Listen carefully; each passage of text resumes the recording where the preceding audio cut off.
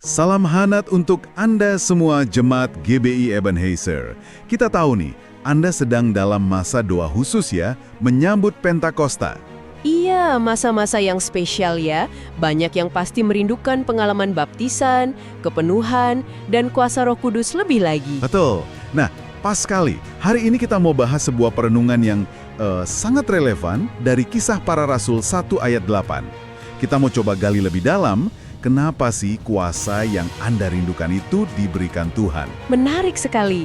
Seringkali kan fokus kita itu pada pengalamannya ya. Menerima Roh Kudus, rasanya gimana, karunianya apa. Tapi renungan ini langsung menuju ke tujuan utamanya. Oh gitu. Apa itu tujuannya? Menjadi saksi. Ayat kuncinya kan jelas sekali ya. Tetapi kamu akan menerima kuasa kalau Roh Kudus turun ke atas kamu dan kamu akan menjadi saksiku. Langsung disebut di situ. Wah, iya juga ya. Jadi, langsung nyambung gitu ya. Menerima kuasa itu ya supaya menjadi saksi. Bukan dua hal yang, terpisah. Tepat. Ini penting banget. Jadi kuasa itu bukan buat disimpan sendiri. Bukan buat kita merasa hebat atau nyaman saja. Jadi semacam pergeseran fokus ya.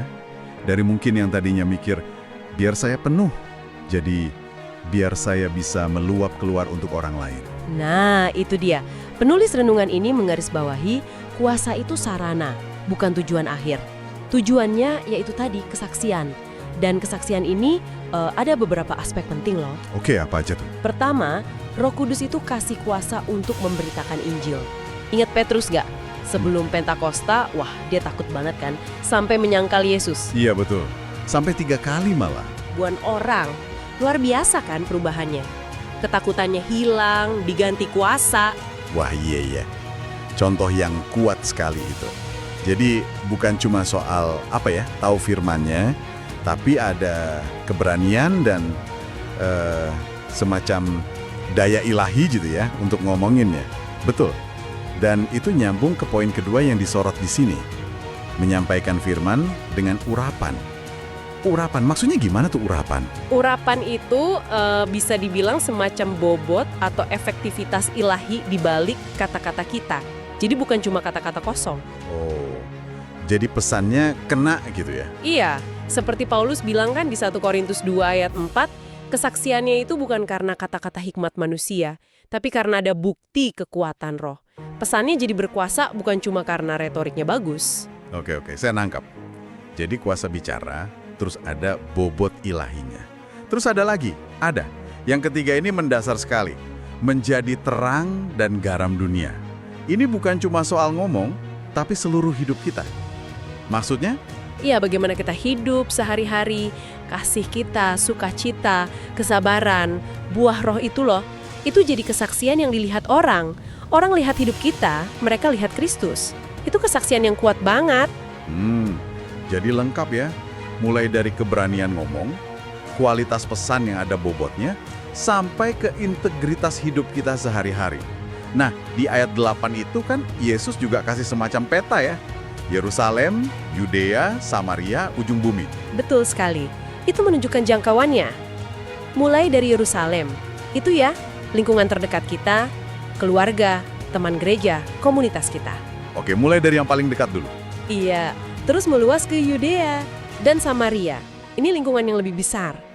Tempat kerja, sekolah, kota kita, bahkan bangsa kita. Lingkup yang lebih luas lagi. Dan akhirnya sampai ke ujung bumi. Menjangkau orang-orang yang mungkin budayanya beda, yang belum kenal sama sekali. Jadi kepenuhan Roh Kudus itu mendorong kita terus bergerak keluar, bukan cuma nyaman di dalam. Kayak batu dilempar ke air gitu ya. Riaknya makin lama makin besar keluar. Yes. Persis. Dan riak itu bisa dahsyat dampaknya. Contohnya, di renungan ini disebut penginjil Reinhard Bonnke. Oh iya, saya pernah dengar namanya. Nah, visinya itu jelas banget. Afrika akan diselamatkan. Fokusnya ke sana. Iya. Dan setelah dipenuhi Roh Kudus, dia bergerak dengan kuasa yang, luar biasa. Gimana contohnya? Disebutkan di sini 1 KKR-nya di Nigeria itu bisa dihadiri lebih dari 1 juta orang. Bayangkan. Wow, 1 juta orang? Iya. Ini bukan cuma soal angka ya, tapi ini nunjukin gimana kuasa roh yang diterima satu orang, kalau dipakai buat bersaksi, dampaknya bisa luar biasa besar. Jadi saluran berkat buat banyak banget orang. Luar biasa. Kutipan Bonke tadi jadi relevan banget ya. Kuasa Roh Kudus tidak untuk disimpan, kuasa itu untuk dibagikan. Hidupnya membuktikan itu. Nah, terus gimana nih kita? Anda yang lagi dengerin, menerjemahkan ini dalam hidup sehari-hari. Apalagi yang sedang berdoa khusus untuk kepenuhan roh jelang Pentakosta ini. Penerapannya sebenarnya sangat praktis kok. Menjadi saksi itu kan nggak berarti semua harus jadi pengkhotbah di mimbar ya. Iya, betul. Materi ini menekankan, ini soal bagaimana hidup Anda sehari-hari. Di rumah gimana, di kantor, di lingkungan tetangga, bahkan di media sosial Anda. Apakah hidup Anda itu mencerminkan karakter Kristus? Jadi pembawa damai, pengampunan, pengharapan, dimanapun Anda ada. Itu kesaksian. Oke. Lalu, apa yang kira-kira perlu ada dalam diri kita supaya bisa hidup jadi saksi yang penuh kuasa seperti itu? Renungan ini kasih 3 kunci penting. Pertama, ya, harus ada kerinduan yang tulus. Bukan cuma pengen merasa penuh atau dapat karunia, tapi sungguh-sungguh rindu mau dipakai Tuhan. Kerinduan untuk jadi alatnya ya? Betul. Kedua, perlu kepekaan. Peka mendengar dan mengikuti arahan Roh Kudus. Seringkali itu dalam hal-hal kecil loh, sehari-hari. Ada dorongan untuk telepon teman, mendoakan seseorang, atau sekedar tersenyum memberi semangat. Kepekaan sama tuntunan roh ya? Oke. Yang ketiga? Yang ketiga, keberanian. Berani melangkah pas Tuhan buka kesempatan. Mungkin ada kesempatan ngobrolin iman, atau melakukan tindakan kasih yang nyata. Jangan takut, karena Roh Kudus yang kasih kuasa. Kerinduan, kepekaan, keberanian. Oke, 3 hal itu ya. Jadi kalau dirangkum nih, kerinduan Anda akan baptisan dan kepenuhan Roh Kudus itu bagus banget. Tapi jangan berhenti di situ. Arahkan kerinduan itu pada tujuan akhirnya. Jadi saluran kuasa Tuhan buat menjangkau orang-orang di sekitar Anda. Iya, seperti janji di Yoel 2 ayat 28 itu kan, rohnya dicurahkan ke atas semua manusia. Tujuannya, biar kabar baik ini tersebar luas melalui kita semua. Ya, coba tanyakan pada diri sendiri.